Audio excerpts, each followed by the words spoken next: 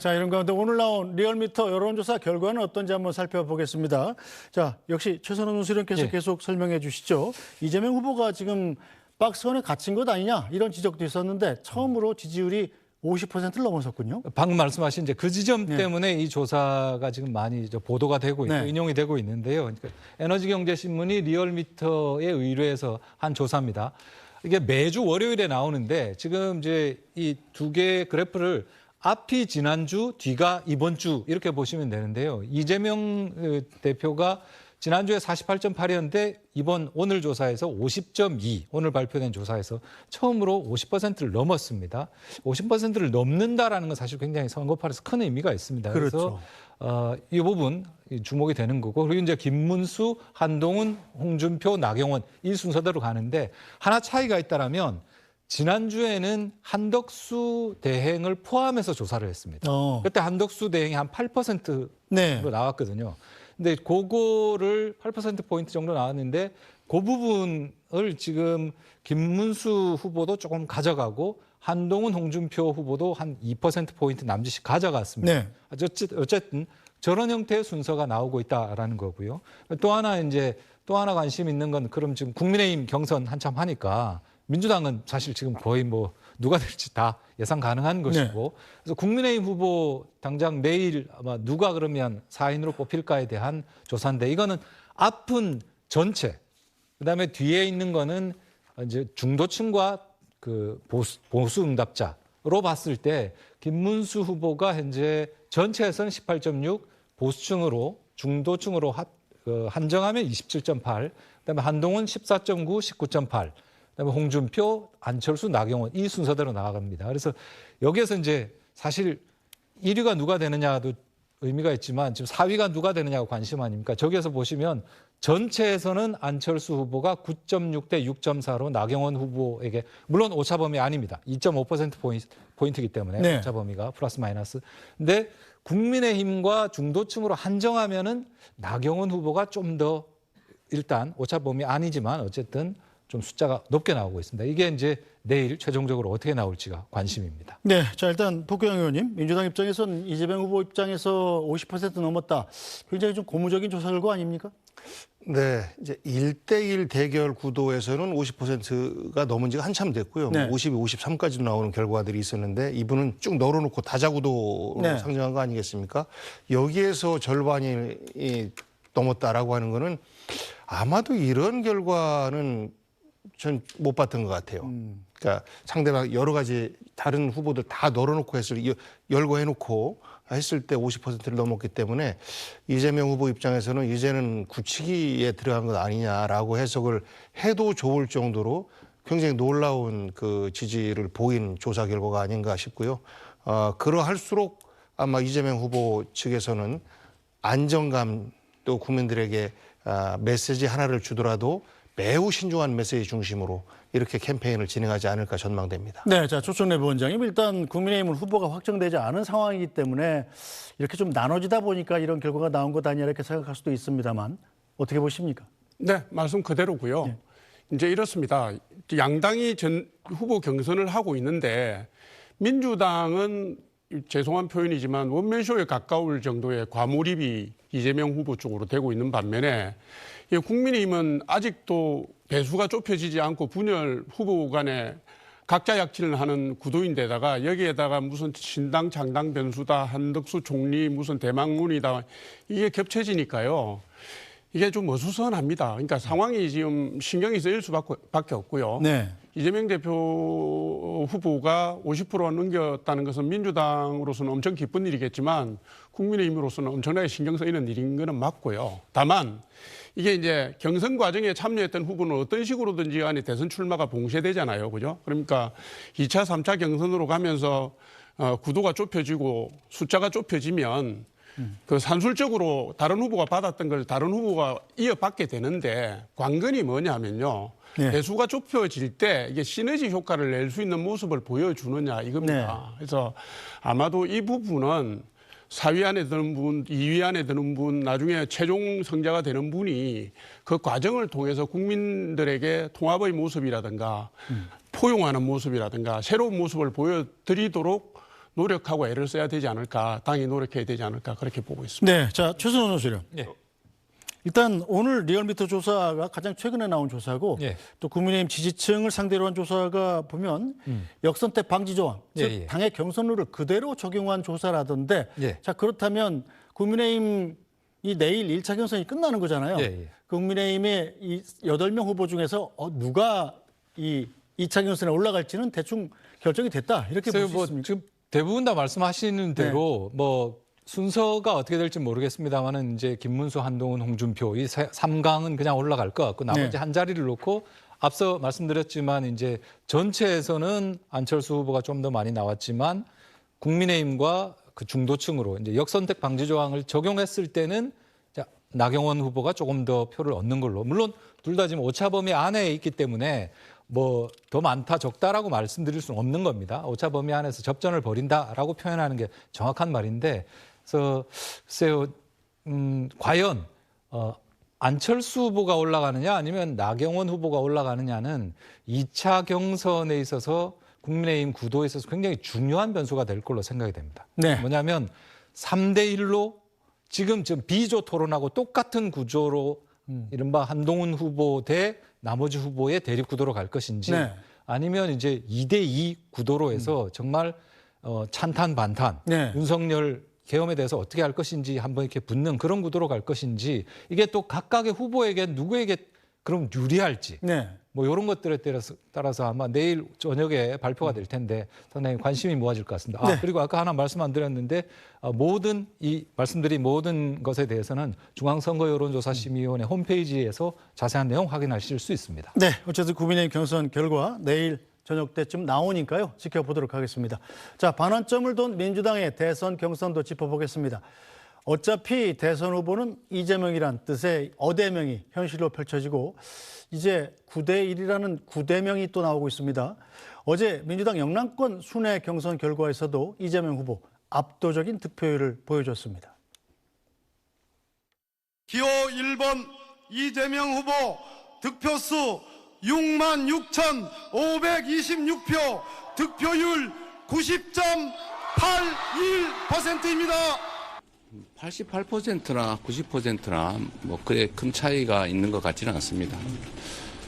어쨌든 우리 당원 여러분들께서 저에 대해서 많은 기대를 가지고 계시다는 의미일 테고 저로서도 큰 책임감을 느끼고 있습니다.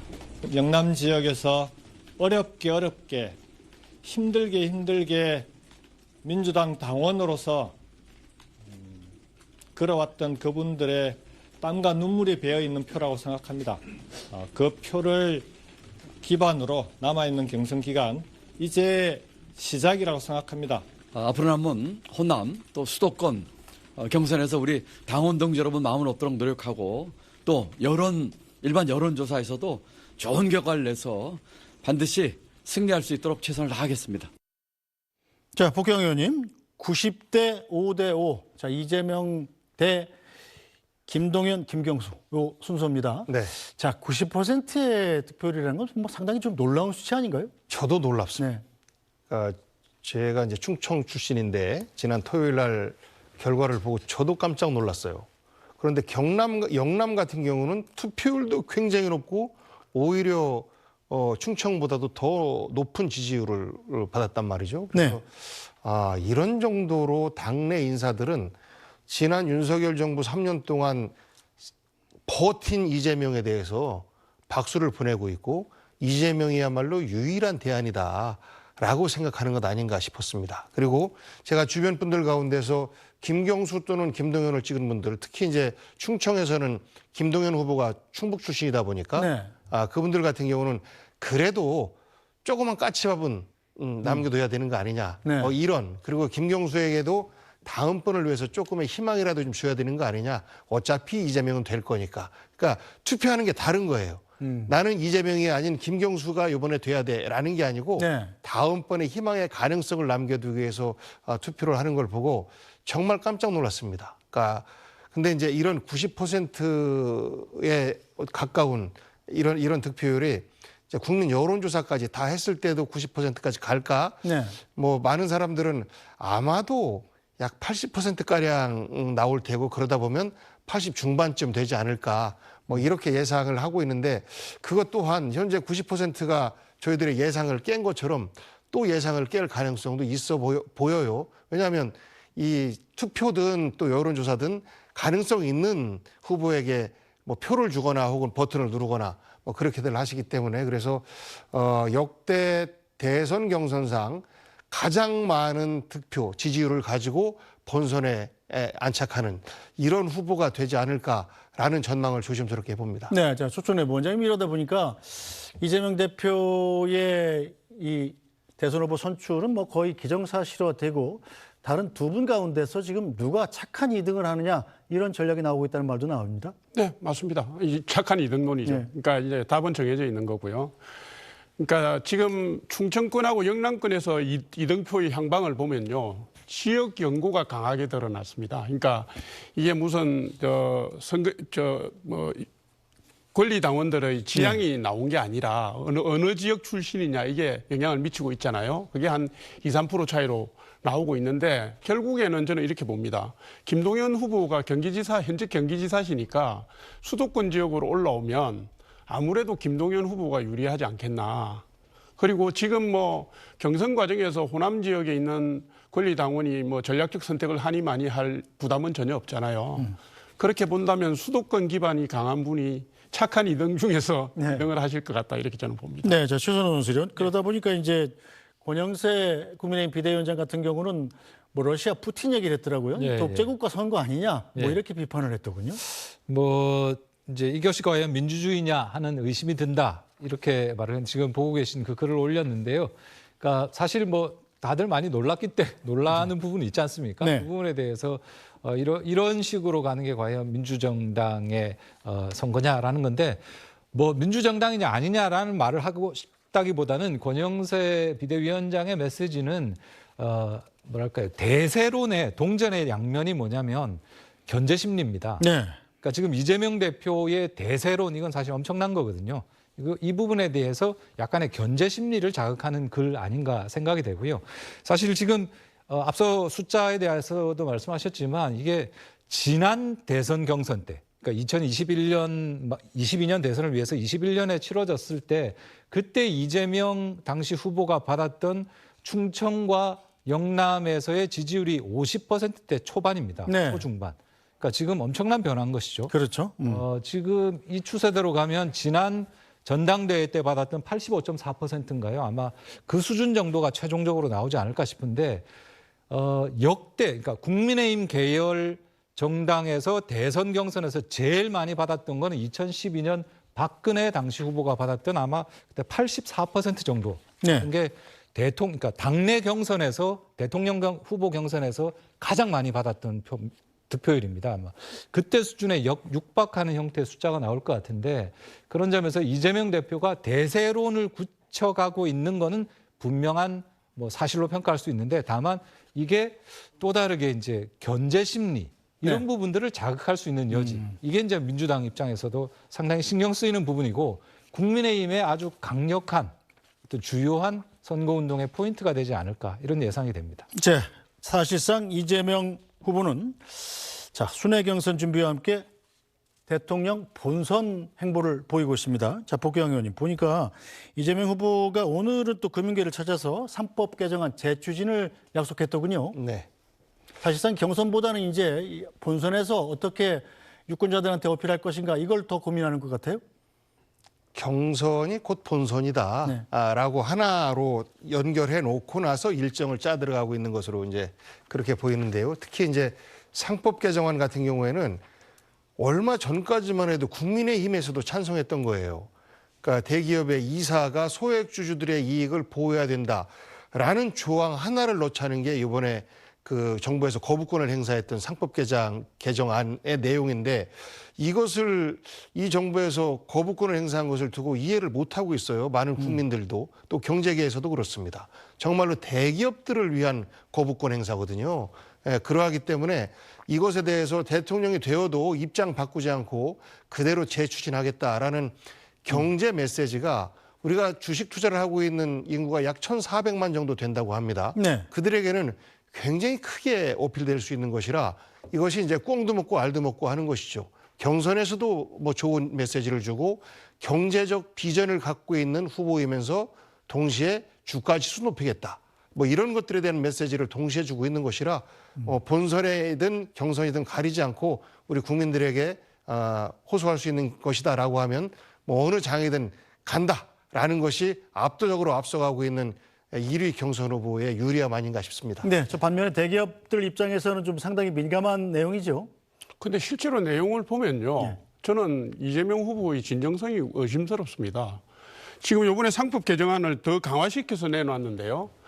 성실 의무 외에 지금 뭐 소액 주주들을 대변하는 이사를 앉혀라, 감사위원을 선출해라, 뭐 이런 게 들어가 있습니다. 국민의힘에서 얘기한 것은 자본시장법을 개정해서 상장기업 중심으로 주주의 권익을 보호하자라는 의견을 내놨던 거고요. 네. 지금 이재명 후보가 내놓은 것은 비상장기업까지 포괄하는 이게 이대로 가면 줄소송 이런 게 예상이 되고요. 외국 네. 자본에 의한 경영권 침해 이런 것도 있을 수 있습니다. 결국은 그게 그 기업의 혼란을 자초해서 기업의 안정보다는 혼란을 자초해서 기업의 가치를 떨어뜨리는 방향으로 작용할 수 있기 때문에 개인 투자자들에게는 오히려 장기적으로 볼 때는 불이익이 주어지는 안정되지 못한 기업에게 주가가 올라가겠습니까? 그래서 이게 1,500만 개인 투자자를 겨냥하고 하신 거는 맞는 것 같은데 방향이나 내용이 틀렸다. 이게 지금까지 우클릭 하시면서 무슨 기업 얘기하시고 성장 얘기하시고 뭐 일자리 얘기하시던데 본심은 그게 아닌가 보다라는 생각이 드는 발표였다고 저는 봅니다. 네, 뭐 대선 본선 과정에서도 계속 토론이 될 거기 때문에 직접 다시 한번 토론해 보도록 하고요.